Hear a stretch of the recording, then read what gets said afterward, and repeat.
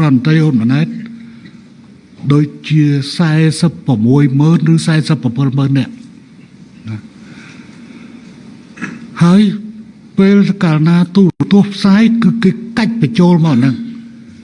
ក្រុមនេះអត់តាន់ចេះលេងទៀតណាមានមកចូលវាយហើយតែគួរណាស់តែពេលដែលសន្ទរកថាផ្សាយផ្ទាល់របៀបនេះគឺយើងកាច់ផ្សាយចូលក្នុងហ្នឹងមើលតែមានក្រុមអ្នកដែលគេហៅថាព័ត៌មាននៃអតីតយុទ្ធជនចេះធ្វើរអត់ក្នុងហ្នឹងវាមានក្រុមភេករបស់នៅក្រុមព័ត៌មានរបស់ប្រធានព្រឹទ្ធសភាដែលមិនតាន់ចេះធ្វើការនិយាយរួមអាចនិយាយបានថារៀបចំឲ្យហើយបើមិនណែនាំមិនចេះធ្វើទៀតនិយាយឲ្យពិតណាតាំងពីមកពីអាដៃស្ថានីយទូរទស្សន៍បាយ័នក៏វាមិនចេះអាក្រុមរបស់ខ្ញុំដែលវាធ្លាប់ផ្សាយប៉ុន្តែចាំមើលតើเพจរបស់ខ្ញុំវា Telegram របស់ខ្ញុំវាផ្សាយផ្ទាល់ឲ្យអត់វាផ្សាយផ្ទាល់ឲ្យអត់មើលអាហ្នឹងទៀតតែស្រួលទៅមកថ្ងៃហ្នឹងទៀតតែតាហ៊ុនសែនអត់ធ្វើនាយករដ្ឋមន្ត្រីមិនចេះថាអានេះផ្សាយ Telegram របស់ខ្ញុំផ្សាយឲ្យខ្លួនផ្សាយផ្ទាល់ដល់អត់មើលណាអានេះគឺថា Telegram Channel Telegram របស់ខ្ញុំដែលមាន78,200,000នាក់ជាងណាឲ្យខ្លួនឥឡូវបើកមើលរបស់ហ៊ុនម៉ាណែតណាហេតុណាពោលសិតតែមាន Channel Telegram ហេតុអីបានជា Telegram របស់ម្ចាស់បញ្ហាអត់ផ្សាយរបស់ហ៊ុនម៉ាណែតអត់មានផ្សាយទេអត់មានផ្សាយទេមានសម្ដេចគាត់ថាមានបាទ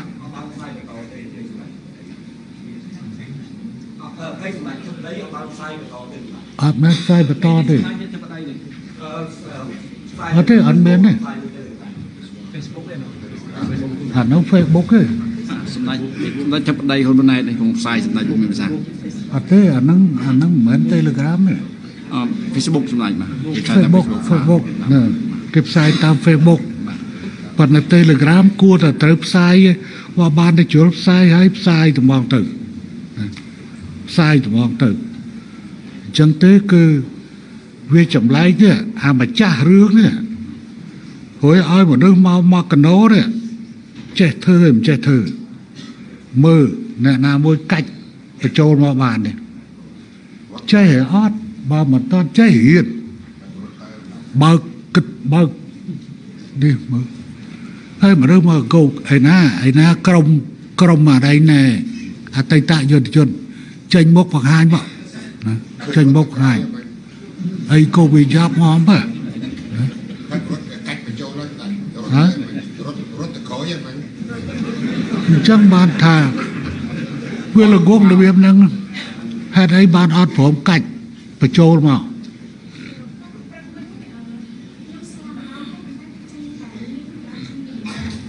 ធ្វើម៉េច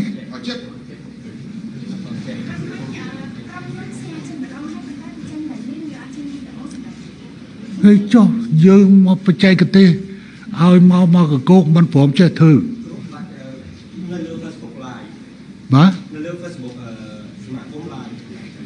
សមាគមប៉ុន្តែយើងមាន Telegram យើងបើកឲ្យទាំងអស់ទៅណាគេមើលអាណាបានគេមើលទៅព្រោះអា Facebook ជួនកាលវាពិបាកវាត្រូវការនៅអាដៃណែគេហៅថាអា Wi-Fi កម្រិតខ្ពស់ព្រោះខ្លះគេទៅតាមអាដៃណែគេទៅតាមបើកកំពង់បើកឡានគេអត់មានពេលមើលទេគេមានពេលស្រាប់អញ្ចឹងត្រូវចេះធ្វើអាហ្នឹងអញ្ចឹងថ្ងៃហ្នឹងគឺថាជាមួយនឹងកោតសរប៉ុន្តែក៏ស្ដីឲ្យដែរនិយាយខ្វះណាតាមស្រួលកាត់លុយបង្កើតការងារធ្វើបានច្រើនណាស់ហើយថ្ងៃនេះម្ចាស់សម័យខ្លួនគឺអត់ផ្សាយអាហ្នឹងគឺសុំ ปปอนสมัยนี้หายคือสมัยเกมเมอร์ตามจรอกหน้ากบาลแต่เกมเมอร์ตามเฟซบุ๊กเกมเมอร์ตามใจแต่บอกชมแบบทรายตามมือเฟซบุ๊กจบสั้นแต่ทรายออดแต่เตะเหลือมทรายให้ตรงตัดทรายถึงออฟหลายกลับนะทรายจากเฟซบุ๊กยูทูบเทเลกราฟน่ะบอกชมแบบทรายนี่บางหลังจอมคืนไกลสไลเอาไปรอยอันนั้นไงก็เรียง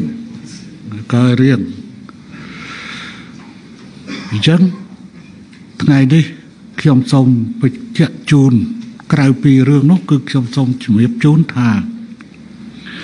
กลายปีขยมมารอยขน้องระยะไปปรามชน้ำสำได้กลาหอมช่วยมาพายขน้องสำได้แมนสำอ้อนช่วยใบขนองสำได้คุณโซดารีช่วยปรำขนองระยะไปปรำชนำกรมพลชิบมองปรำขนองกรมพลชิบมองมาร้อยขนองระยะไปใบชนำหัวบานประมาณชนำเหยปีชนำเหยกรมพลวิญหูมาร้อยขนองระยะเปปรามชนามออกคนละยังก่อนเนี่ยก่อนได้ระยะเนี่ยอย่างหอยหน้าบ่อสันเจอออดก็กวงบ้านประมาณเนี่ยได้กิจใจหมานชนามเนี่ยก่อนได้ใบเนี่ยนี่คือลาง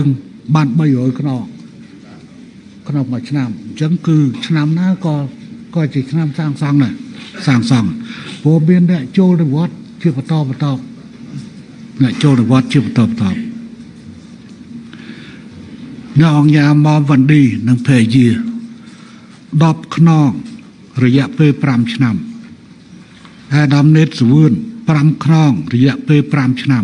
ำอาดามโอนปอนในรัฐปรามขนองระยะเปปรามชนำอาดามเชียสภาราปรามขนองระยะเปปรามชนำอาดามไซสมอัลตัวตัวโคตรสางซองขนมแคดแกบแคดกำปดแคดเซโนโดยเมียนกากำหนด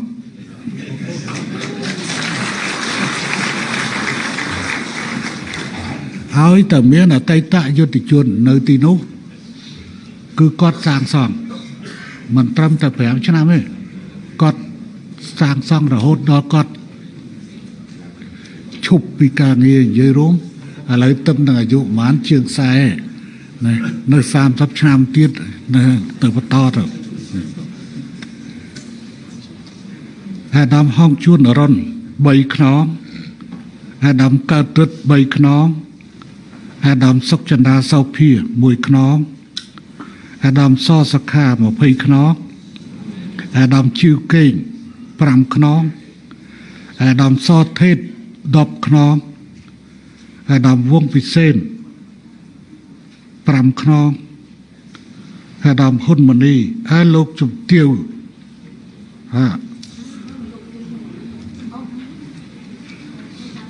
โลกจุดเตียวหุ่นมันนี่บุญนะ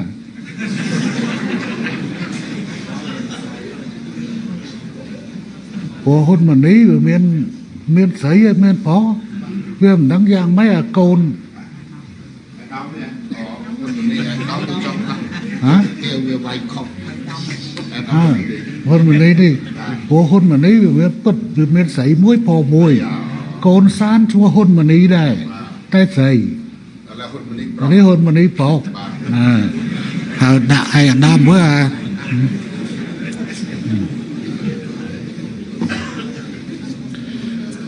เราคนมันนี้ดอบขนองหาดำมีสุพีปีขนองอาดำปอลสรื่นปรำขนองอาดำอึดสมเหงใบขนองอาดำสมเหงบรอใบขนองอาดำอ่างพอเลตบุญขนองอาดำเศร้าสุขาปมวยขนองสุขาอาดำสุขารานิดปมวยขนองอาดำเซวดที่ปมวยขนองอ អាដាមជាសមេធី5ខ្នង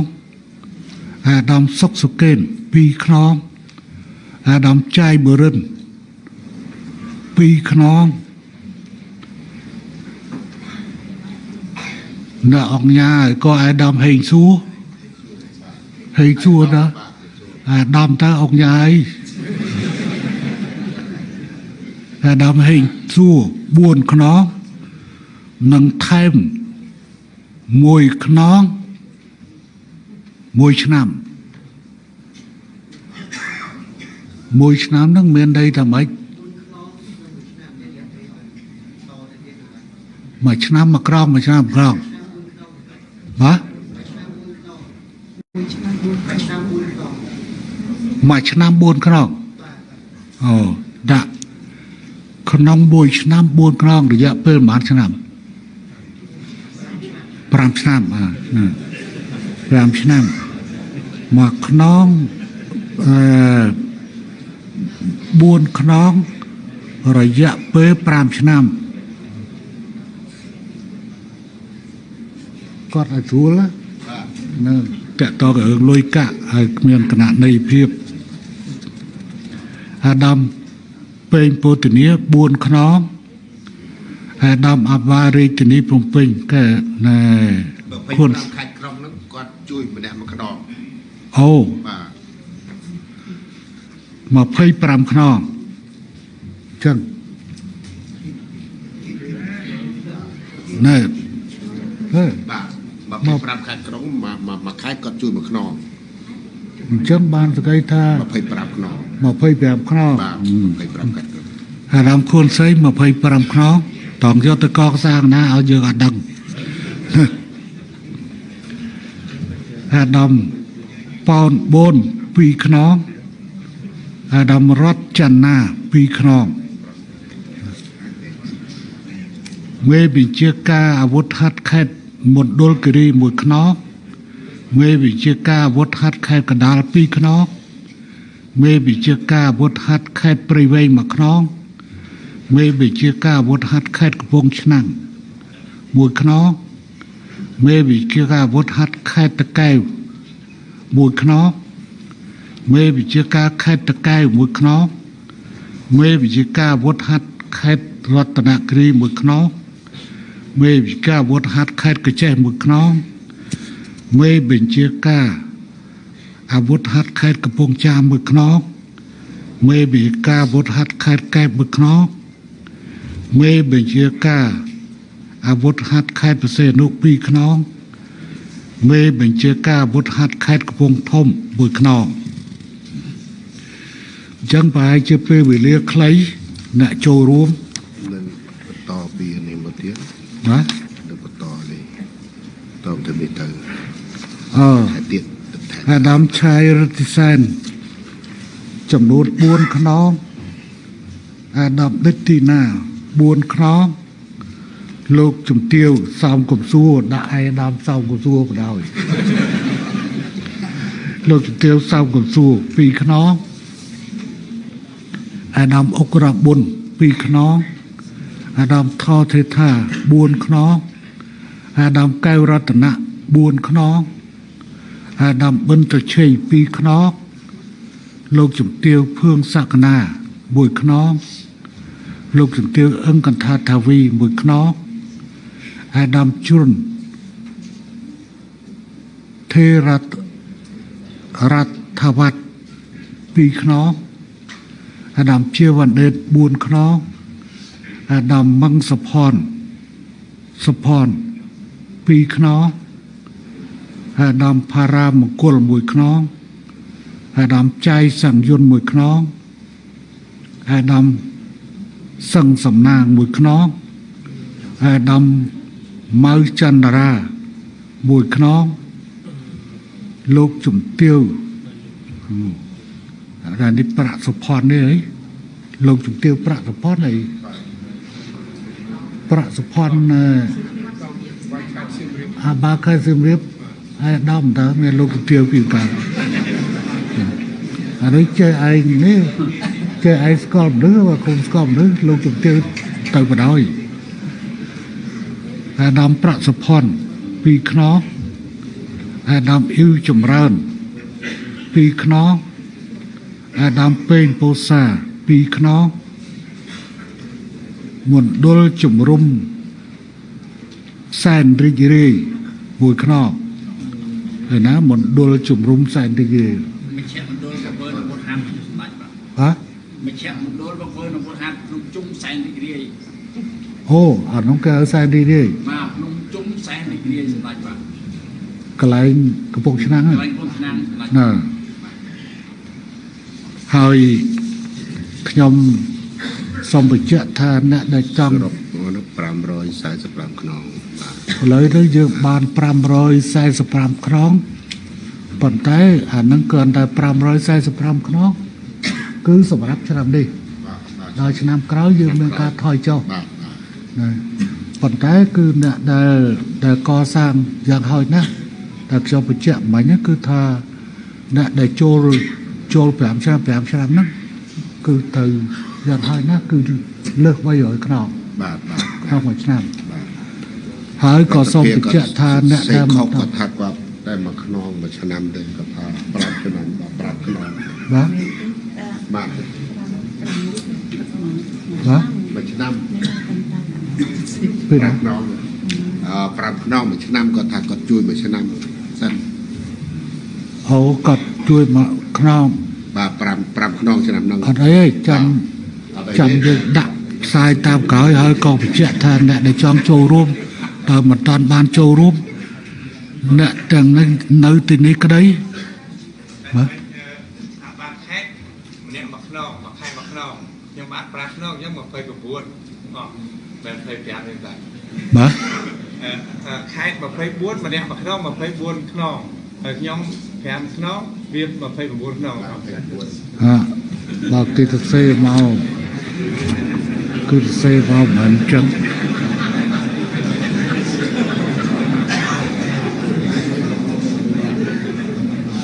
អានោះគឺតាមមក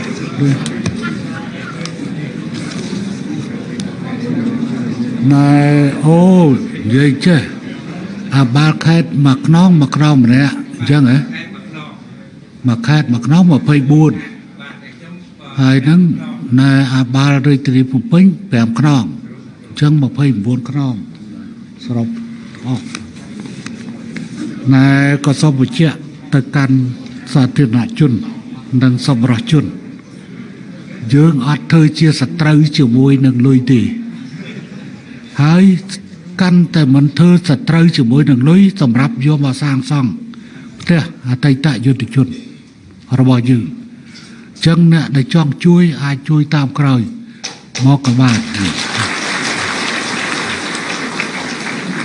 យើងមិនបញ្ចប់ត្រឹមតែមហានប៉ុណ្ណឹងទេយើងរងចាំទទួលហើយតាមរយៈអាដាមគុណគីមហើយអាដាមគុណគីមនឹងរាយការណ៍មកខ្ញុំហើយយើងនឹងធ្វើសេចក្តីថ្លែងអំណរគុណជាមួយនឹងអ្នកចូលរួមទាំងឡាយចឹងទេយើងមានលទ្ធភាពកាន់តែច្រើនដើម្បីបង្កើនល្បឿនសម្រាប់ការសាងសង់ជាបន្តហើយណាស់គឺយ៉ាងយូរល្ងាចនេះឬក៏ថាថ្ងៃស្អែកខែវិកានឹងបញ្ជូនទៅដល់សម្រាប់ពីផ្នែកខ្ញុំ100ខ្នងហើយកន្លងទៅនេះខ្ញុំមានមូលនិធិមួយទៀតគឺមូលនិធិ100មុនឆ្នាំ125មូលនិធិ125ត្រូវបានដកលុយនោះយកទៅកសាងផ្ទះ500ខ្នងប៉ុន្តែដោយសារតែបងប្អូននោះមានតម្រូវការត្រឹមតែ200ខ្នងខ្ញុំក៏បានផ្ដល់ចែកចម្លែកអាសល់300ខ្នងហ្នឹងបកគលជូនទៅអាដាមគុណគីមដើម្បីកសាងផ្ទះអញ្ចឹងទេឆ្នាំនេះយើងបានខ្ញុំនៅមានកូនមូលនិធិមួយទៀតមូលនិធិក្រុមប៉ុន្តែដូចជាតារាដូចជាដែងភួងសិផានវាអត់ត្រូវការទេ นะกรมนึกว่าอัตกาที่เมื่อมาจำนวนที่อัตกาที่จังเตวันชี้ยืงตื่นประมลนะเยอะรวมตัวใบอัตตะยุติชนนึงได้เหมือนตรกากรมมาว่าฟอลคลาเมียนเตะมอนเนื้อตะโยเตะนองเตยอัตตะยุติชนมันก็ปะแต่ในกิเมียนนาตเพียบกบก่อนให้กบก่อนให้สมออกคนสำหรับการโชว์รวมตรงนี้ที่ผมมวยวันได้เขียนส่งไปเจ้าอันนี้คือสร้างสังสำหรับแต่เนี่ยได้เบียดได้เอาอีเถื่อนังสกรรมเพียบนักบุญว่านักประเสริฐเพียบพลังนะสัตเพียบพลังเนียเบียดได้คนได้เตี้ยวิเข้าได้ให้กอดริคลาเตกอดปีน้ำกอดเมียนโกนยังไงโกนไว้ในสมุยกอดđó là lấy đó cọt chặt tới cọt nơi cho vui côn rồi chạy tiền nó ở côn đời ở côn rồi còn đấy về khác có dương ai nâng chui sập buồn là bay oi cọt nghiêng buộc côn là đấng tân ná nơi cho vui ơn mày nữa côn từ nơi cho vui tia ở phúc còn đấy khai tới chụp tia côn ở phúc nơi cho vui còn đấy vào cọt miệng đây cái vai nó giờ có ai chui sập buồn cả nàyเลิกเล่นคลามันไม่ต้องส่งเตรียมเที่ยวโดยเคลื่อนรถตีจะตู้ตื้อส่งไปเจ้าทาកិច្ចកងពារសង្គមសម្រាប់រដ្ឋាភិបាលច្រើនអាណត្តិមកហើយធ្វើបានច្រើនណាស់រឿងនេះយើងឃើញសំណាញ់សុវត្ថិភាពសង្គមរបស់យើងដែលយើងចាយប្រាក់យ៉ាងច្រើនទៅលើរឿងនេះរាប់តាប់ពីការចាប់ផ្ដើមដំបូងដែលខ្ញុំចង្អុលបង្ហាញឥឡូវកំពុងតែបន្តអនុវត្តថាចាប់ផ្ដើមពីស្ត្រីមានផ្ទៃពោះតែយើងចាប់ផ្ដើមពីជូនទៅដល់ស្ត្រីដែលចាប់ផ្ដើមមានផ្ទៃពោះរហូតដល់កូនអាយុ2 ឆ្នាំយើងបានធ្វើកិច្ចការងារនេះច្រើនចឹងបានអ្នកខ្លះគេឃើញគេជួនកាលគេថាលុយតិចពេកបាទលុយស្រុកខ្មែរវាតិចក៏ប៉ុន្តែការចំណាយក៏វាតិចដែរនៅប្រទេសបារាំងនៅប្រទេសអាមេរិកប្រាក់ខែខ្ពស់ក៏ប៉ុន្តែចំណាយចុះចំណាយឡើងគឺវានៅតែដែរអ្នកឯងមានប្រាក់ខែខ្ពស់តម្លៃទំនិញនៅតែស្រុកអ្នកឯងក៏ខ្ពស់ដែរអញ្ចឹងដូចជាអ្នកចូលនិវត្តន៍ដែលប្រាក់ខែទាបបំផុតរបស់យើងនេះ84,000 85,000នេះវាស្មើនឹងជាង$200ដែរក្នុងមួយខែអញ្ចឹងរស់នៅទីជនបទជាមួយនឹងការធ្វើស្រែចម្ការបង្កបង្កើនផលបន្ថែមគឺគ្រប់គ្រាន់ប៉ុន្តែអ្វីដែលសំខាន់ដូចខ្ញុំចង្អុលបង្ហាញដោះស្រាយមុខរបរបន្តបណ្ដាលកូនចៅរបស់ពួកគាត់កុំឲ្យគាត់ជាបន្ទុកនៃការចំណាយទៅឲ្យកូនណាគាត់ចិញ្ចឹមខ្លួនឯងរស់ពេកអញ្ចឹងបានជាយើងត្រូវប្រោតការយកចិត្តទុកដាក់បណ្ដុះបណ្ដាលកូនអតីតយុទ្ធជុតកូនចៅអតីតយុទ្ធជុតកុំឲ្យពួកគេដាក់អំរែកនៅលើឪពុកម្ដាយឬម្ដាយហើយអស់ពីឪពុកម្ដាយពួកគេខ្លាយទៅជាអ្នកដែលបាត់បង់ផ្អែកចឹងត្រូវខិតខំលើរឿងនេះសំខាន់ទី6ក្រសួងពាក់ព័ន្ធក្រសួងស្ថាប័នពាក់ព័ន្ធនិងអាជ្ញាធរដែនដីគ្រប់លំដាប់ថ្នាក់ត្រូវផ្ដល់អាទិភាពបញ្ចូលគម្រោងអភិវឌ្ឍអតីតយុទ្ធជននិងនិវត្តជននៅតាមថ្នាក់នីមួយៗអាជ្ញាធរដែនដីត្រូវយកចិត្តទុកដាក់ពិនិត្យនិងជ្រើសរើសអតីតយុទ្ធជនដែលមានលក្ខណៈសម្បត្តិល្អអតីតយុទ្ធជននិងនិវត្តជនដែលមានលក្ខណៈសម្បត្តិល្អ ធ្វើជាអ្នកដឹកនាំសហគមន៍ផ្សេងដូចជាសហគមន៍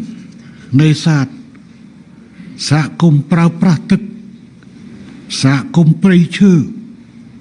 សហគមន៍អភិរក្សសត្វព្រៃក៏ដូចជាថ្នាក់ដឹកនាំនៅមូលដ្ឋានតាមសមត្ថភាពនិងលទ្ធភាពរបស់បងប្អូនជាក់ស្ដែងចឹងក្នុងចំណុចនេះសូមឲ្យអភិបាលខេត្តថ្នាក់មូលនៅមូលដ្ឋានបងប្អូនអតីតយុទ្ធជនរបស់យើងមន្ត្រីរាជការស៊ីវិលរបស់យើងដែលបានចូលនិវត្តន៍ទៅហើយនោះយើងអាចជ្រើសរើសពួកគាត់សិតតែមានសមត្ថភាពអាចពួកគាត់ធ្វើជាប្រធានសហគមន៍នេសាទប្រធានសហគមន៍ព្រៃឈើប្រធានសហគមន៍អភិរក្សឬប្រធានសហគមន៍នេះប្រធានសហគមន៍នេះដែលបានបង្កើតដែលជាអ្នកដែលមានសមត្ថភាពប៉ុន្តែត្រូវមានលក្ខណៈសម្បត្តិគ្រប់គ្រាន់ដើម្បីរួមចំណែកបន្តការងារព្រោះចូលនិវត្តន៍នៅអាយុ60អញ្ចឹងគាត់កំពុងពេញកម្លាំងបញ្ញាញាណនឹងមានគ្រប់គ្រាន់អញ្ចឹងអាចជ្រើសរើសពួកគាត់ទៅគូបង្រៀនខ្លះឲ្យគាត់ធ្វើរឿងស្អីដែលជាផលប្រយោជន៍នៅមូលដ្ឋានរបស់ពួកគាត់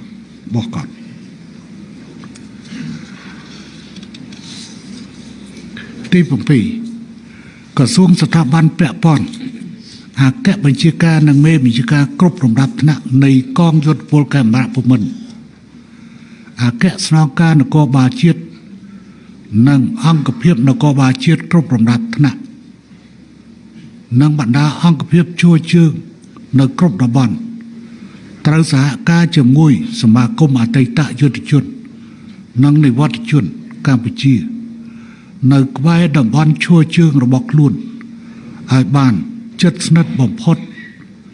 និងចុះជាប់រួមសុខរួមទុក្ខជាមួយអតីតយុទ្ធជនដោយមិនគិតពីអតីតភាព8សមាគមអតីតយុទ្ធជននិងនិវត្តជនកម្ពុជាត្រូវយកចិត្តទុកដាក់ពង្រឹងអង្គការចាត់តាំងគ្រប់ថ្នាក់ឲ្យបានរឹងមាំនិងមានស្ថិរភាពគង់វង្សភាពរឹងមាំរបស់សមាគមគឺអាស្រ័យលើកត្តា3យ៉ាងគឺ1មានគោលការណ៍និងមានមាគ៌ាសកម្មភាពត្រឹមត្រូវ2មានរចនាសម្ព័ន្ធខ្សែរយៈចាត់តាំងរឹងមាំមានសមាជិកសមាជិកានិងមហាជនប្រជាជនគាំទ្រនិង3មានហិរញ្ញវត្ថុសម្រាប់ទ្រទ្រង់សកម្មភាពចាំបាច់របស់ខ្លួនតែសូមបញ្ជាក់8,000 លានរបស់ខាងរដ្ឋាភិបាលឲ្យចាយឲ្យបានចំទិសដៅណាឲ្យមានធានានិរន្តរភាពសម្រាប់អ្វីដែលជាអានឹងច្រើនតែលើសាកសពទៅលើសាកសពទេព្រោះឥឡូវដល់អាយុដែលត្រូវគេហៅថាអាយុលាគ្នាកាន់តែច្រើនណាពួកយើងនៅខាងលើណាមិនដឹងនៅសល់ប្រហែលទេណាឥឡូវអ្នកដល់ឆ្នាំ2030នៅសល់ប្រហែលពិតប្រាកដសង្ឃឹមថាខ្ញុំនៅចុះដូច្នេះហើយសំណាងហើយដែលមានឆ្នាំលៀបសក់បើកុំអីនៅខាងលើសំពងសុទ្ធតែបកសង្កសីទាំងអស់អញ្ចឹងទេវាដល់ដំណាក់កាលពួកចេះពេលចាប់ផ្ដើមដូចខ្ញុំដូចសម្ដេចក្លាហោមដូចសម្ដេចពិជ័យដូចអ្នកដទៃទៀតអាយុប៉ុនគ្នាទាំងអស់ដល់ទៅពេលចាប់ផ្ដើមឥឡូវហ្នឹងស្ថិតតែលើចិត្តទាំងអស់អញ្ចឹងបើឆ្លងកាត់ចិត្តរួចឡើង88ឡើង99ឡើង100អាហ្នឹងល្អហើយជាប្រមូលគ្នាថាអ្នកណាទៅមុនអ្នកណាទៅក្រោយអ្នកខ្លះថាខ្ញុំចង់ទៅមុនដើម្បីឲ្យអ្នកទាំងអស់គ្នាធ្វើបុណ្យឲ្យខ្ញុំ ហើយអ្នកដតីទៀតថាគាត់ចង់ទៅមុនខ្ញុំដើម្បីឲ្យខ្ញុំធ្វើបុណ្យឲ្យគាត់បើអញ្ចឹងយល់ល្អកុំងាប់ទាំងអស់គ្នារបស់ហើយនៅទាំងអស់គ្នាវាស្រួលជាងយើងស្រួលជាងហើយមុននៅពេលវិញនិយាយជាមួយខេងតាខេងខ្ញុំងាប់មុនខេងឲ្យទៅបុណ្យឲ្យខ្ញុំខេងថាគាត់ទៅមុនបើអញ្ចឹងដណ្ដើមគ្នាទៅមុនទៅក្រោយឥឡូវនៅតែមួយគ្នារបស់កុំងាប់ទាំងអស់គ្នារបស់អាហ្នឹងវាស្រួលប៉ុន្តែជីវិតមនុស្សវាអត់ទៀងទេអត់ទៀង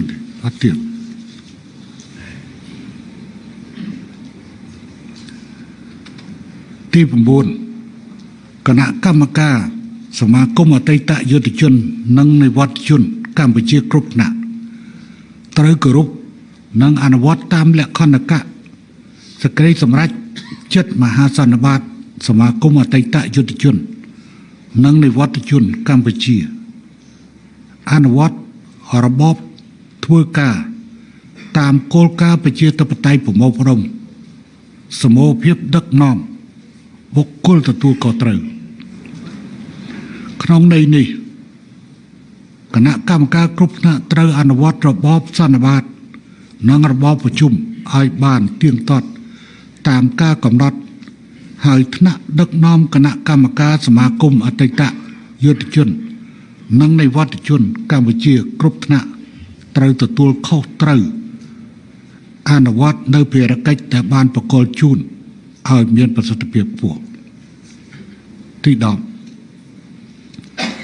គណៈកម្មការសមាគមអតីតយុទ្ធជននិងនិវត្តជនកម្ពុជាគ្រប់ថ្នាក់ត្រូវពង្រឹងនិង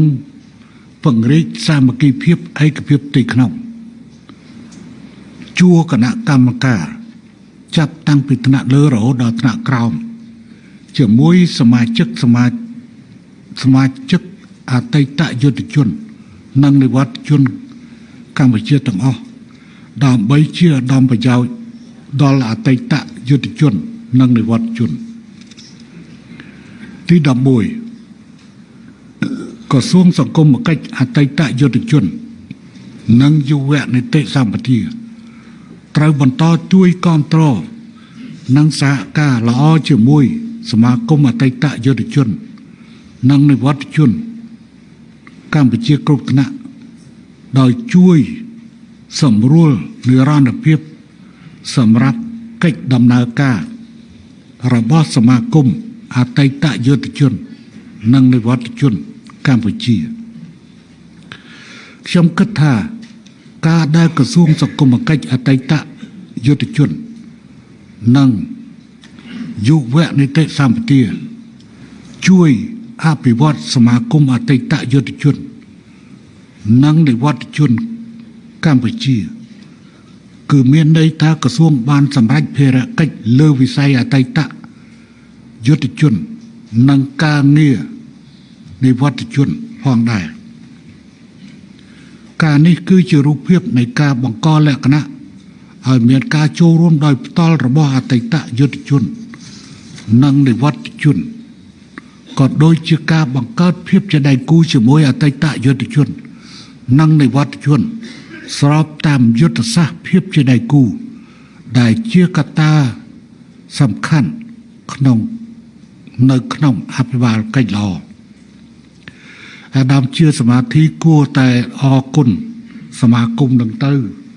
ព្រោះសមាគមនេះបានជួយទៅលើកិច្ចការអតីតយុទ្ធជននិងនិវត្តជនច្រើនណាស់អាចក្របដណ្ដប់សឹងថាទៅតែ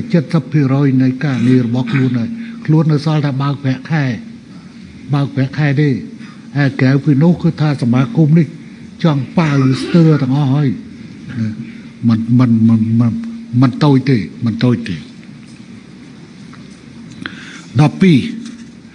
នៅតាមក្រសួងស្ថាប័នត្រូវរៀបចំបង្កើតគណៈកម្មាធិការអតីតយុទ្ធជននិងនិវត្តជនកម្ពុជាបានឆាប់រហ័សស្របតាមលក្ខន្តិកៈ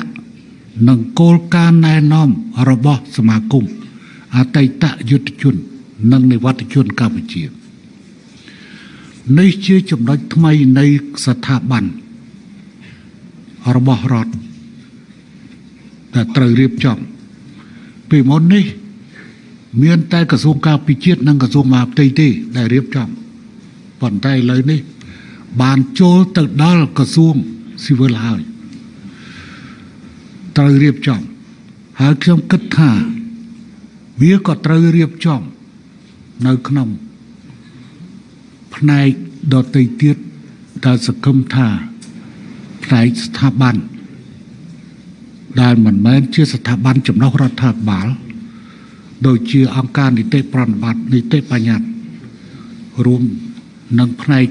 ផ្សេងទៀតផ្នែកព្រឹទ្ធសភារដ្ឋសភាក្រុមប្រឹក្សាធម្មនុញ្ញគណៈកម្មការជាតិរៀបចំការបោះឆ្នោតប្រសិនបើគេធ្វើប៉ុន្តែឥឡូវយើងនិយាយអំពីស្ថាប័ននេះត្រូវរៀបចំដើម្បីយើងមន្ត្រីរាជការរបស់យើងដែលបានចូលទៅវត្តទៅប្រៀបដូចជាក្មេងកព្រាអញ្ចឹងទៅបាត់មិនដឹងថាទៅតាក់តងអីជាមួយនរណាតែដូចខ្ញុំបានលើកឡើងកាលពីដើមគឺកន្លែងខ្លះគេជួបជុំសមាជិកសមាជិកាហើយអ្នកដែលបានចូលទៅវត្តហើយជាពិសេសគំរូដែលត្រូវមើលឃើញគឺកាកបាទក្រហមកម្ពុជាមកកាកបាទក្រហមកម្ពុជាជួបអ្នកដែលចូលទៅវត្តរៀងរាល់ឆ្នាំគេបានធ្វើកិច្ចការងារនេះដល់ល្អទោះបីជាមិនមែនជាអ្នកស៊ីប្រាក់ខែទេប៉ុន្តែគឺគេបានជួបក្រុមមួយទៀតនៃសមាគមសិល្បករសមាគមសិល្បៈគេក៏បានធ្វើដែរគេក៏បានធ្វើឥឡូវនេះស្ថាប័នរបស់យើងអត់តាន់បានធ្វើឥឡូវយើងមានលក្ខណ្ឌកៈត្រូវធ្វើហើយខ្ញុំផ្ដល់ជាមតិចេះប្រធានសមាគមគួរតែជារដ្ឋមន្ត្រីដាក់អញ្ចឹងតែម្ដងទៅទើបអ្នកណាចូលកាន់ធ្វើរដ្ឋមន្ត្រីអ្នកនោះធ្វើប្រធានសមាគមប៉ុន្តែបញ្ហាដែលត្រូវប្រុងប្រយ័ត្នគឺនៅកន្លែងណាគឺអគ្គលេខាគួរត្រូវជ្រើសរើសមន្ត្រីមុខងារសាធារណៈបានសក្តិថាអ្នកនេះមិនមែនជាអ្នកនយោបាយទេគឺឧទាហរណ៍ថាអគ្គរដ្ឋបាលកាន់កិច្ចការងារនឹងតែម្ដងដើម្បីគេងាយគ្រប់គ្រងទោះបីដូររដ្ឋមន្ត្រីក៏គេនៅតែធ្វើបានដែរនេះជាការផ្ដល់មតិរបស់ខ្ញុំព្រោះតាមក្រសួងនីមួយៗគេមានអគ្គរដ្ឋបាលហេរ៉ៃវត្ថុបើអញ្ចឹងគួរជ្រើសអ្នកនោះធ្វើជាអគ្គលេខាតែម្ដងយើងអាចមានប្រធានជារដ្ឋមន្ត្រីនិងរដ្ឋលេខាធិការមួយចំនួនធ្វើជាអនុប្រធានប៉ុន្តែអគ្គលេខាត្រូវតែរកអ្នកដែលគេហៅថាមន្ត្រីផ្នែកមុខងារផ្នែកอะไรណែមិនមែននយោបាយដើម្បីគេអាចគ្រប់គ្រងបានជាបន្តមាននិរន្តរភាពបើមិនអញ្ចឹងទេរដ្ឋមន្ត្រីចេញគឺទៅបរោយអញ្ចឹងត្រូវរៀបចំអាកន្លែងហ្នឹងរកវិធីរៀបចំអាកន្លែងទី13សមាគមអតីតយុទ្ធជននិងនិវត្តជនកម្ពុជាគ្រប់ថ្នាក់ត្រូវបន្តជំរុញវប្បធម៌ក្នុងចលនាប្រឡងប្រណាំងក្នុងជួរអតីតយុទ្ធជននិងនិវត្តជនគឺទី1ការធ្វើសេដ្ឋកិច្ចគ្រួសារពូកែទី2ការជួយគ្នាដើម្បីកាត់បន្ថយភាពក្រីក្រពូកែនិងទី3ការអភិវឌ្ឍសហគមន៍ nâng sòng cùng chiết phụ kẻ chẳng tự riêng trong chỉ cho là ra và lòng rằng trong tam mơ nơi ca bọt vô ca nơi khổng này khổng kháng tủ tổ BTV bị ca thưa nâng nâng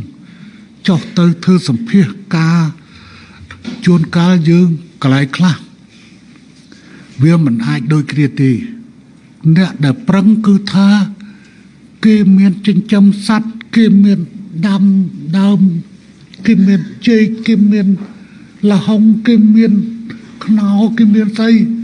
ai nè để mình prăng nó cứ nơi ta mình prăng giống từ miền cho là phải lo prăng rồi nhà nó và nó chỉ viết với là na thì do bỏ cọt đi rương nó cứ cắt khom thưa đọc buồnสมาคมอតីตยุติชนนั่งในวัดชนกัมพูชีไตรปตอปังเรื่องการกบกรองนังการประเพียกเตียนนังประเพียกเตียนนังอำน้อยระบอบสับประชนนี่ได้อนุวัตไอ้บ้านลอไอ้เมียนนำลาเพียบนังกระดาษในเพียบพวกที่ดับพรำสมาคมอតីตยุติชนนั่งในวัดชนกัมพูชีไตรบอนต่อเปิงเริ่มเปิงรีจำนองมิตรเพียบใกล้ชาปอนบาร์กาเชื่อมวยบรรดาสมาคมอតីตยุติชนนังเจรนาอតីตยุติชนในประเทศจิมัดขนองนบอนนังสกอลูก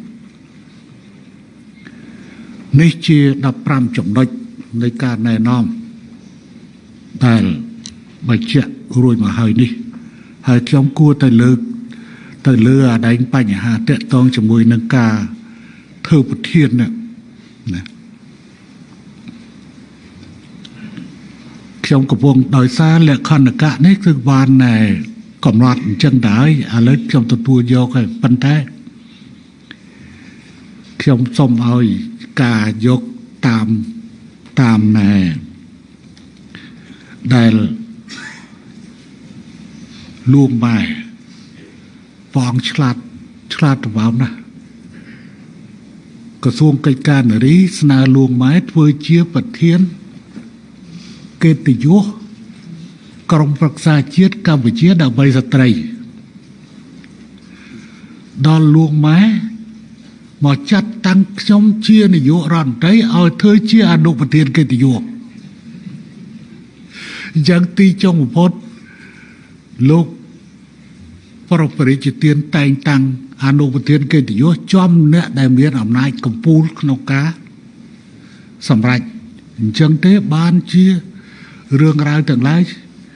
คือตระบาดดอกสายพอตอบปีเขียมจ่าเจงปีนโยรันไรให้ลวงไม้แต่งตั้งอนุประเทศมวยเทียดอนุประเทศที่ปีเขียมไตเชี่ยอนุประเทศที่มวยในยุรันใจใจเชี่ยรู้ประเทศที่ปีเตอเรื่องนั้นเด็ดจังสมัยไอ้มันสมัยบานถูจังtrong kết tha riêng so tam luôn mày ngày cao như rồi này na muối tam chúa rồi liêng khốn nhà bên lối rồi bị bay đã ở thơ tỷ bậc xa cái tỷ vô rồi co đại châu trong Anu Bát Thiên lớn đó đấy mà rồi đã bị bay đấy máu hơi thơ chia Anu Bát Thiên máu hơi sống còn nên Anu Bát Thiên mơ cái lấy tâm mơ Anu Bát Thiên anh nè nó có ăn lui nè nó có ăn lui chứ hơi chân tình thấy chặt tù sập hãy chuồn cán liêng khôn hai một tờ ta phía chán liêng khôn hai một tờ ơi ta khơi kịp sai rương say tệ tông năng caro trong này đi đấy liêng khôn tù sập mà lục bút trong châu rùm chui ở đây chui chơi chơi ta bàn chui mà vinh hồ ấy mà chặt thừa nụ một tiếng ôi thừa nụ một tiền mở rồi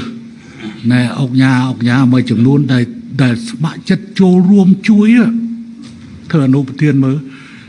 ពេលខ្លះយើងពឹងអនុប្រធាននឹងជួយការងារយើងផងជួយលុយផងទៅដល់តែងារមកមុខអនុប្រធានឯងទាំងប្រមាណវាសិតតអ្នកខ្សត់ដែរ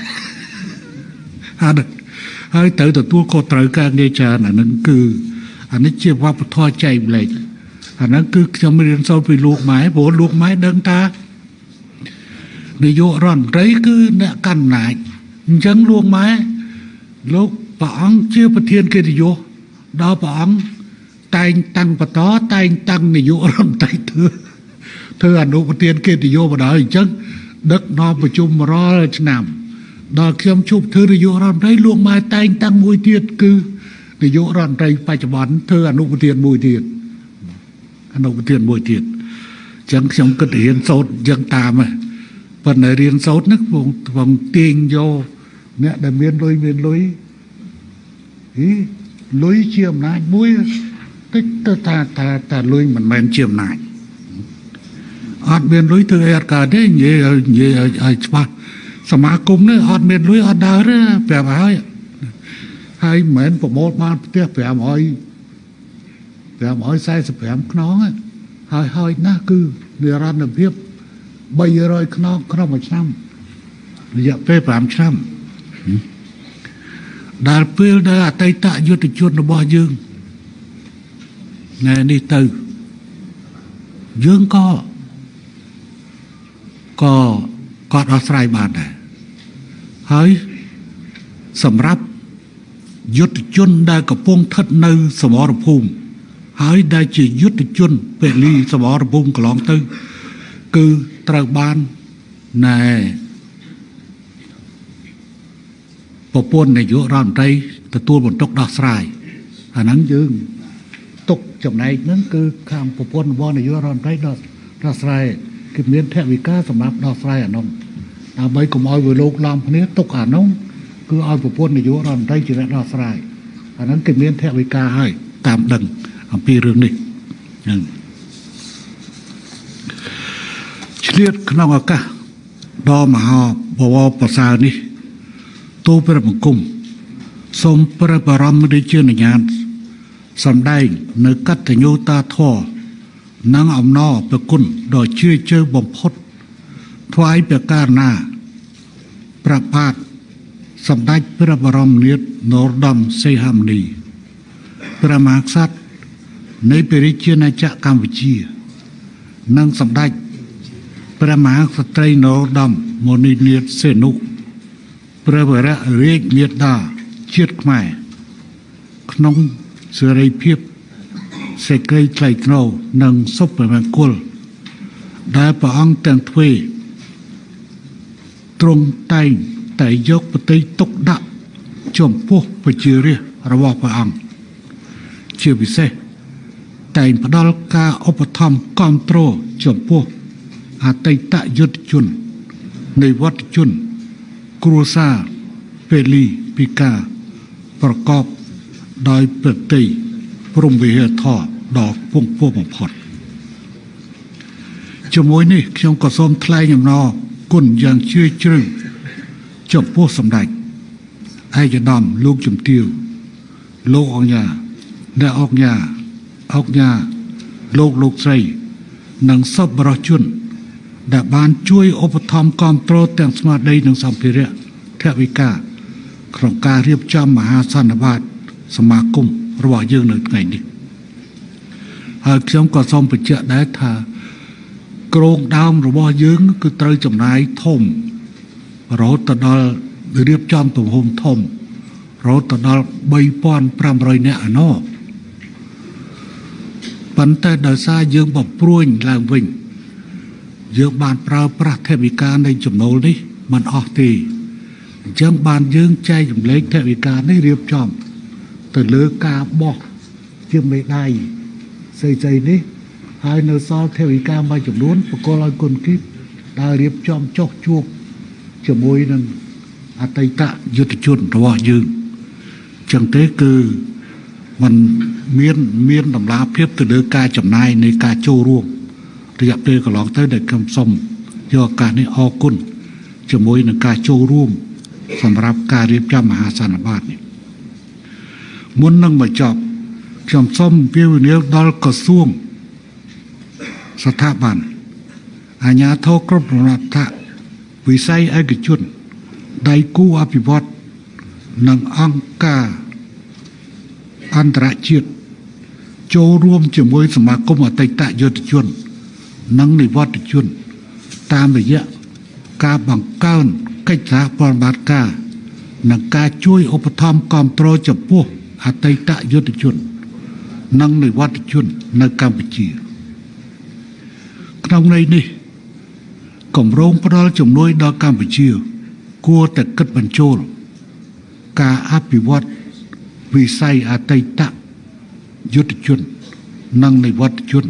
នៅកម្ពុជាជាទីបញ្ចប់ជាមួយនឹងការប្រកាសបិទមហាសន្និបាតវិសាមញ្ញតំណាងសមាគមអតីតយុទ្ធជនកម្ពុជាទូទាំងប្រទេសខ្ញុំសូមជូនពរសម្ដេចឯកឧត្តម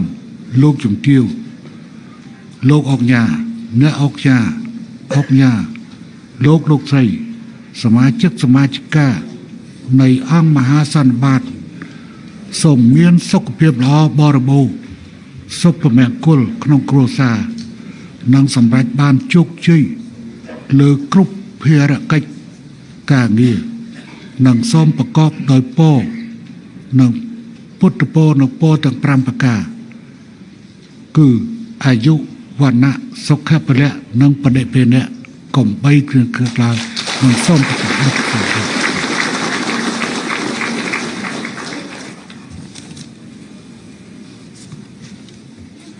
ខ្ញុំបាទសូមគោរពថ្លែងអំណរគុណដល់គង់ពោះចំពោះសម្ដេចអគ្គមហាសេនាបតីតេជោហ៊ុនសែនដែលបានផ្ដល់នៅអនុសាសន៍នឹងការតម្រង់ទិសសម្រាប់ដល់សមាគមអតីតយុទ្ធជននិងនិវត្តជនកម្ពុជា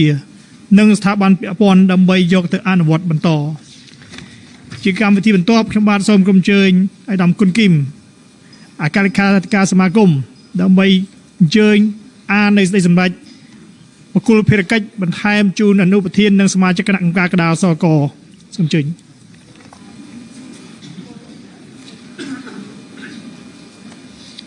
គោរពសម្ដេចប្រធានសាជាថ្មីម្ដងទៀត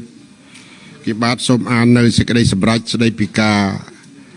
ចាត់តាំងសមាជិកសមាជិកគណៈកម្មការកណ្ដាលអនុប្រធានអគ្គលេខាធិការរងនិងសមាជិកអចិន្ត្រៃយ៍បំពេញបន្ថែមសម្រាប់ត្រូវបានទទួលស្គាល់បន្ថែមសមាជិកសមាជិកគណៈកម្មការកណ្ដាលអនុប្រធានអគ្គលេខាធិការរងនិងសមាជិកអចិន្ត្រៃយ៍នៃគណៈកម្មការកណ្ដាលសមាគមអតីតយុទ្ធជនសមាជិកគណៈកម្មការកណ្ដាលសមាគមសម្ដេចមហារដ្ឋសភាអធិការធិបតីខួនសុន្ទរីជាសមាជិកាអាដាមហ៊ីសុភាជាសមាជិកអាដាមជីវកេងជាសមាជិកលោកជំទាវជាសេរីជាសមាជិកអាដាមកឹមសន្តិភាពជាសមាជិកអាដាមប៉ាន់ខេមប៊ុនថនជាសមាជិកអាដាមសំរិទ្ធីជាសមាជិកអាដាមទាសុខាជាសមាជិកអាដាមគង់កណ្ណរតជាសមាជិកអនុប្រធានសមាគមដែលត្រូវស្នើសុំបំពេញបន្ថែមអាដាមហ៊ុនម៉ាណីជាអនុប្រធានអាដាមហងជួននរុនជាអនុប្រធានអាដាមជាសមិទ្ធិអនុប្រធានអាដាមអ៊ិតសំហេងជាអនុប្រធានអគ្គលេខាធិការរងអាដាមនិបសវត្តជាអគ្គលេខាធិការរងអាដាមកឹមសន្តិភាពអគ្គលេខាធិការរងអាដាមស៊ូនីវងវិសិទ្ធអគ្គលេខាធិការរងអាដាមប៉ាន់កែមបន្ថនអគ្គលេខាធិការរងអាដាមសំរិទ្ធីអគ្គលេខាធិការរងអាដាមអ៊ុំសុកអគ្គលេខាធិការរងអាដាមនៃគុណអគ្គលេខាធិការរងសមាជិកអចិន្ត្រៃយ៍អាដាមគង់កណ្ណរតសមាជិកអចិន្ត្រៃយ៍គណៈអចិន្ត្រៃយ៍គណៈកម្មការកណ្ដាលសមាគមសម្ដេចអាដាមលោកជំទាវដែលមានឈ្មោះក្នុងប្រការមួយត្រូវអនុវត្តសេចក្តីសម្រេចនេះមានប្រសិទ្ធភាពចាប់ពីថ្ងៃចុះហត្ថលេខានេះតទៅថ្ងៃទី17ខែកក្កដាឆ្នាំ2025គណៈកម្មការសមាគមអតីតយុទ្ធជនកម្ពុជា ប្រធានសម្ដេចអគ្គមហាសេនាបតីតេជោហ៊ុនសែនសូមអបអរសាទរបាទ សូមគោរពអញ្ជើញសម្ដេចប្រធានមេត្តាផ្ដល់កិត្តិយសជូនសេចក្តីសម្រេចជូនដល់បងប្អូនដោយក្តីអនុគ្រោះ បាទសូមគោរពអញ្ជើញសម្ដេចមហារដ្ឋសភាអធិការធិបតីខួនសូដារីអញ្ជើញឡើងទទួលសេចក្តីសម្រេចបន្តមកទៀតសូមគោរពអញ្ជើញអាយដាមហ៊ីសូភាអាយដាមជីវកេងលោកជំទាវជាសេរីអាយដាមហ៊ុនម៉ានី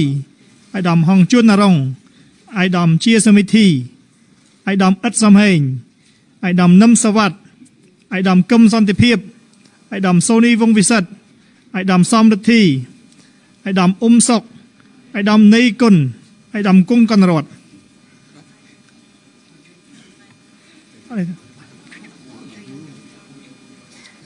សូមកិច្ច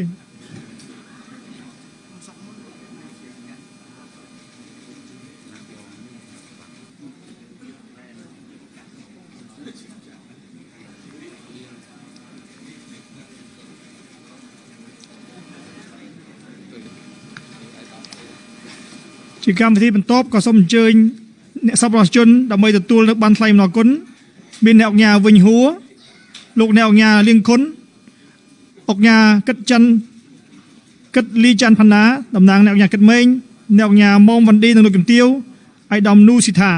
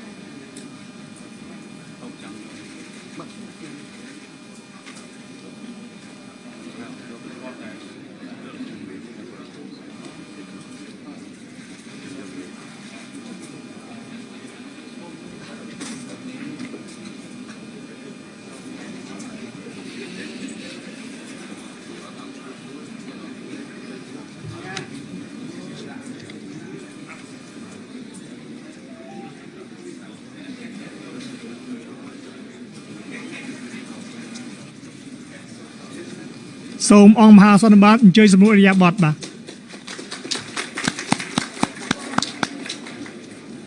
សូមអញ្ជើញសម្រួលអរិយាប័ត្របាទលើគ្រប់ទងជាតិ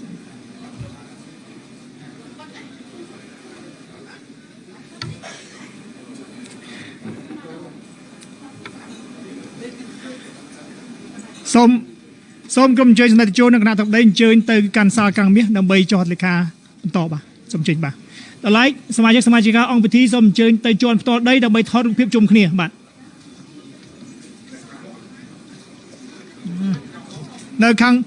សមាជិកអង្គពិធីសូមអញ្ជើញចុះទៅជាន់ផ្ទាល់ដីខាងមុខទីស្តីការក្រសួងដើម្បីថតរូបភាពជុំគ្នាបាទ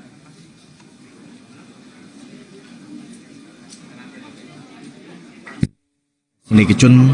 មិញនេះប្រិមត្តទស្សនិកជនទើបតែបានស្ដាប់នៅមតិណែនាំបិទមហា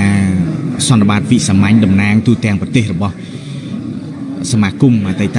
យុទ្ធជនកម្ពុជាអង្គជ័យព័ត៌មានថ្មីៗទាន់ហេតុការណ៍មាននៅលើកញ្ចក់ទូរស័ព្ទដៃរបស់លោកអ្នក